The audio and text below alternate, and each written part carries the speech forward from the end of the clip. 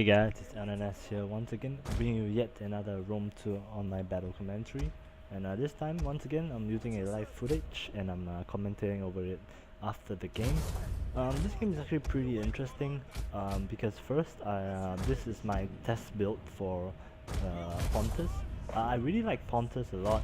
They have pretty solid swordsmen, pretty solid shock cavalry, pretty solid archers, pretty solid pikemen, and pretty damn decent light cav, the mercenary Celtic light horse. These guys are actually pretty damn crazy in terms of their stats. I'm just experimenting around with them to see how much they can do.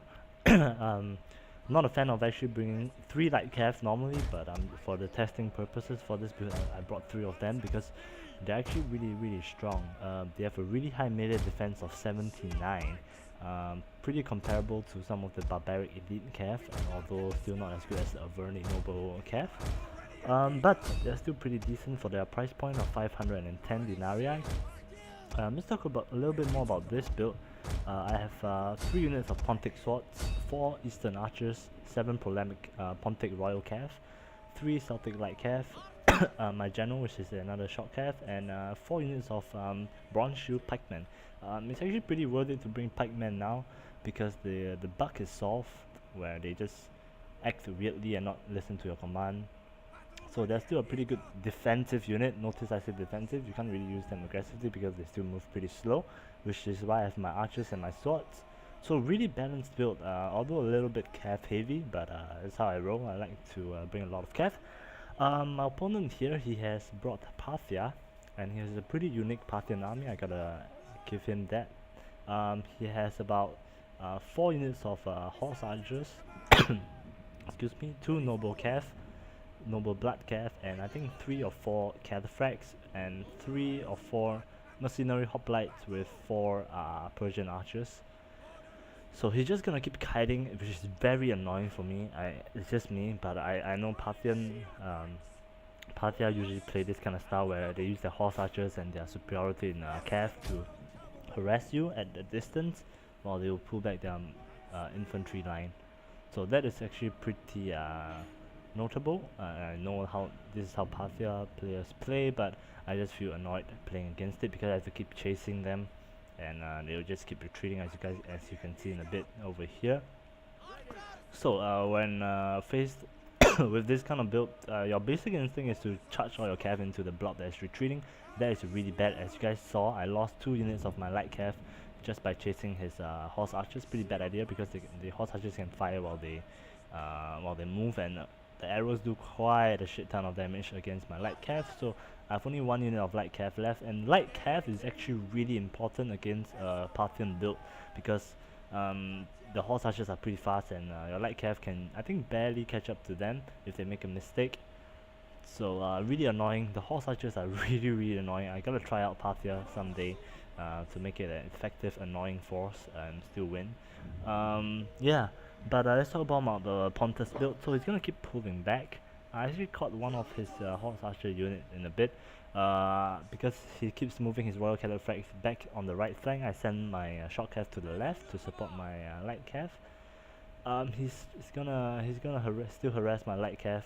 I'm gonna catch one of his horse archers over here. It's isolated from the rest, and he's gonna keep moving his army to distract my army.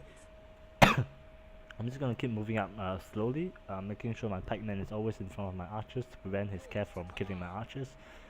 And you can see I'm losing my light cav slowly. I charged one of my short cavalry, Pontic royal cav, to try and chase his archers, horse archers. My light cav actually catches one of his horse archers and is doing quite a bit of damage to it. I think he has 3 noble blood cav, my mistake. He has a pretty big army. Parthian armies are pretty cost effective, like my Pontus army, which is why I like Pontus, because you can bring 20 stack armies into the game, and that's actually pretty damn awesome. So my life here is wavering over there, so I'm just gonna pull him back. His noble blood cav is coming. I don't want to risk my cav. Very important against a build against a build like that. Which my opponents bring. Always save your cav. You have to have your cav in order to win, or you just get shot to death slowly. So always save your cav. That is a very important rule against a kiting army.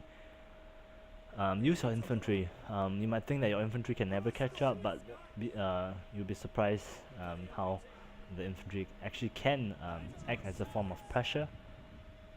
So keep moving up your infantry, don't lose your cav stupidly like how I lost my light cav. If I had my light cav, the match would have been easier for me to fight, to be honest. Alright. So moving on, because yeah, I'm still applying pressure. He's gonna kite and kite and kite. It's about to reach the end of the map, and there was a breaking point where he moves his archers out of position, and I started the engagement. So feel really comfortable before going in an engagement. Feel that you can win the engagement before actually going in. If not, you lose your cav for nothing. Cav is really valuable for matches like this against a faction with more cav than you. To think that I thought I brought a lot of cav, but this guy has even more, so you gotta watch out for that. Over here, he makes the mistakes of actually charging into my archers. He catches some of them through my pike phalanx, but it's actually not worth it at all, because my archers are actually not my main killing force for this battle, because my swords can easily take out the mercenary hoplites. So he charges in, he sends one royal cataphract into my pike. He's taking damage, but he's still putting them through. Pretty cheap, but oh well, it's in the game. And I send my general to counter the royal cataphract. I actually lose 2 units of eastern archers here, but no problem at all. I catch one of his noble blood cav over there on the left. Send one of my Pontic swordsmen to support.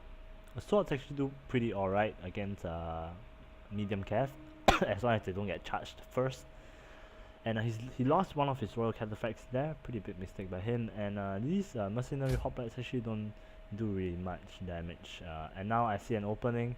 I'm gonna pull my cav. Don't want to get caught by his mercenary hoplite. Sending in 2 of my Pontic swordsmen. I'm gonna send 1 unit of my royal cav, Pontic royal cav, to chase his horse archers away and frags. And I'm gonna send my cav over there. See on the top left, my Pontic royal cav is chasing his horse archers. That's what that's gonna do, is prevent his archers from firing, because his archers are really vulnerable. I could have just charged his archers over there, but I didn't. But at least he's moving his archers around, which means that they are not firing at all, which is actually pretty good for me. I get 1 charge off his horse archers, gonna go to the next one. Don't want to spend too much time engaging that, because short cav is meant to cycle charge instead of prolonged melee. And over there on the left side of the map, I distract his 2 cav units, and over here I'm going to suicide one of my short cav in to delay him from running away, because I had enough of that shit. And I'm gonna push in my pikeman, so now he can't really do anything, because I'm gonna push up my pikeman. He has to engage because he has cavalry behind him, and my archers are gonna begin firing. My Pontic swordsmen are actually making short work of his mercenary hoplite, as I said before. Over here I decided not to charge my general in, because it's not really useful to use my general against a cav. I'm gonna use it here instead to help out my pike units. Routed his mercenary hoplite on the left flank, which is really good, because that means that my swordsman can now come in and support this blob over here, and his blob is not moving, which is really good for me. Sending my pikeman over there to take out his royal cataphract that came back from routing. My swordsmen actually did really well in this battle, because they are so fast in killing the hoplites. They might not do that well against other elite swords, but they hold their own pretty well, to be honest. And he didn't notice royal cataphract there, which I charged with my pikeman, so he loses that. And now he still has a couple of cav units, mostly horse archers. 1 royal cataphract there, charging my swordsman. As you can see, I'm gonna target fire that with 2 of my archers, and he's actually gonna pull through once again. Really annoying. He's gonna go for my archers, but as I said before, my archers are not my main killing force here, but my pikemen and my swordsmen are. And I have 2 units of short cav over here. Leaves his archer line open, horse archers and foot archers, and I'm gonna charge them in with my pretty healthy unit of short cav and my general unit chasing the other one over there. So actually looking really good for me now.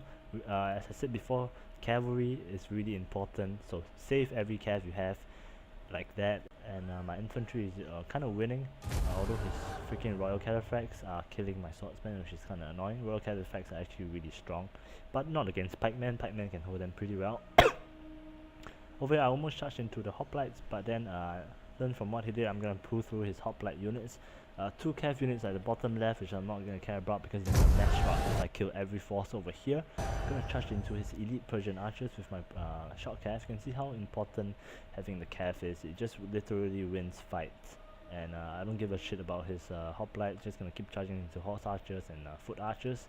I have a couple of pikemen left, about two, and I'm gonna try and engage his no blood cav over here, 2 units. My short cav actually came back from mauling, which is good because now I can charge them into the horse archers.